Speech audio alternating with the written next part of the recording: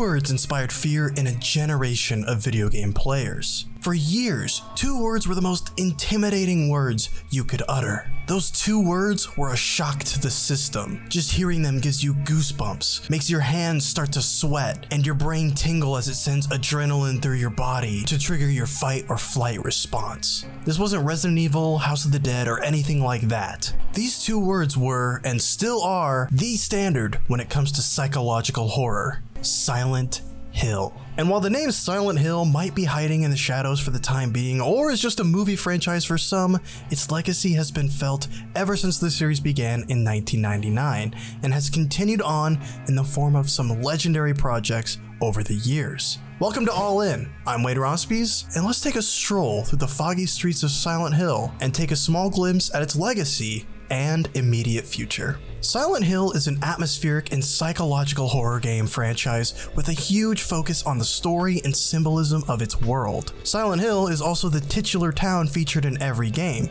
and while the rules change depending on the story, Silent Hill is a town you only find yourself in if there's something seriously wrong going on in your life. It's meant to be a representation of your current situation, a physical manifestation of chaos, uncertainty, grief, or trauma.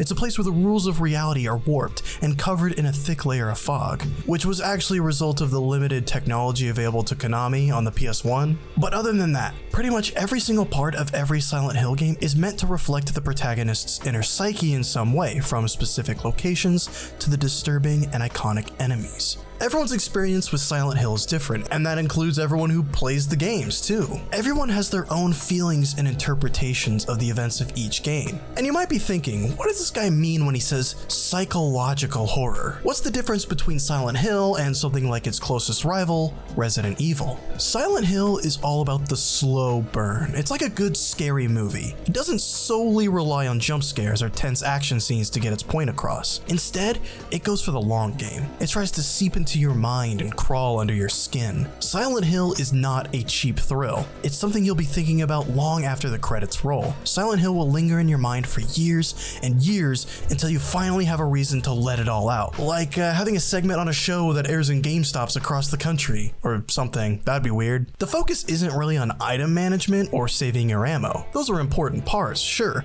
but Silent Hill is all about the story and the atmosphere. It's about uncovering the mystery of the town and the mystery of why each main character is in it, and about figuring out what exactly all the different things in the story represent. Silent Hill is more of an analysis on the human psyche, whereas Resident Evil is essentially a high-budget B-movie zombie flick, which I do not mean in a negative way at all. The psychological aspects of Silent Hill come through with the disturbing imagery, the little things in the background that make you go, did you just see that? And of course, the incredible atmospheric soundtrack. The entire point is to make you question the reality of the game, and each Silent Hill game does a great job of instilling that question in you by throwing constant curveballs and by making you just as confused as the characters in the game are. And Silent Hill is so good at just flipping a switch and making you feel scared. Just when you might be getting into a rhythm with the actual game you're playing, it can just turn itself on and make you instantly feel a sense of dread and uncertainty, even when you go all the way back to the first game on PS1. The second the scenery shifts and the music kicks in, you know something's wrong, even if there aren't any enemies nearby.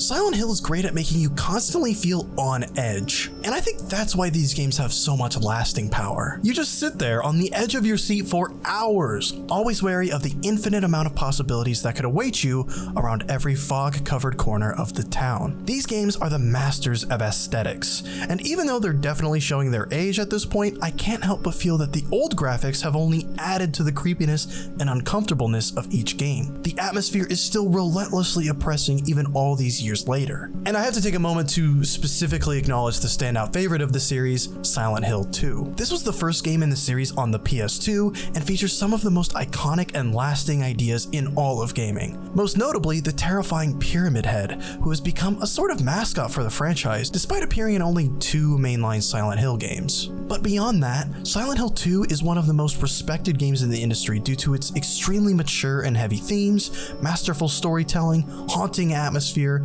memorable characters, and for, well, having the best secret ending to ever grace any video game.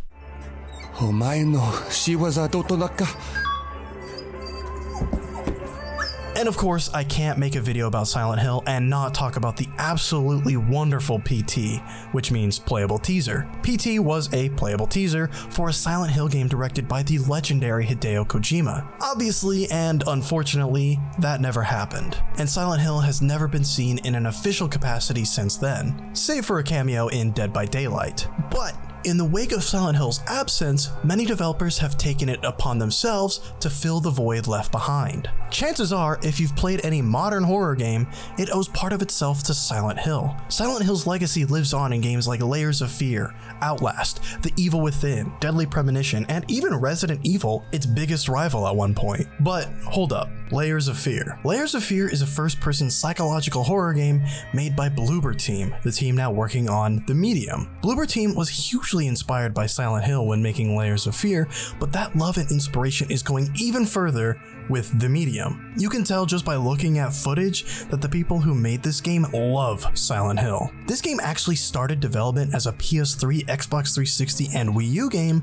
but the team held off until technology improved enough to let them truly realize their vision. And that technology is inside your Xbox Series X and S. The SSDs available in modern hardware is the key to The Medium's ideas, which allow the game to render two different realities at the same time and allow the player to flip between them. It's the kind of game you can only get on modern hardware. This game simply would not have worked on previous consoles. And the reason I bring The Medium up isn't just because it's one of the biggest games of January 2021. It also features an original soundtrack made in collaboration with Akira Yamaoka, the series composer for Silent Hill. Bloober Team is taking their Silent Hill influences to the next level by actually featuring music from the man who is one of the biggest reasons why Silent Hill is as terrifying as it is, even to this day. So even if the future of Silent Hill is uncertain, we can still find its lasting legacy in different places that may as well be Silent Hill in everything but name. And that's that. While Silent Hill may not be readily available on modern consoles, I still encourage anyone who is curious about the series to seek them out and play them however they can. I know they might look and feel pretty old,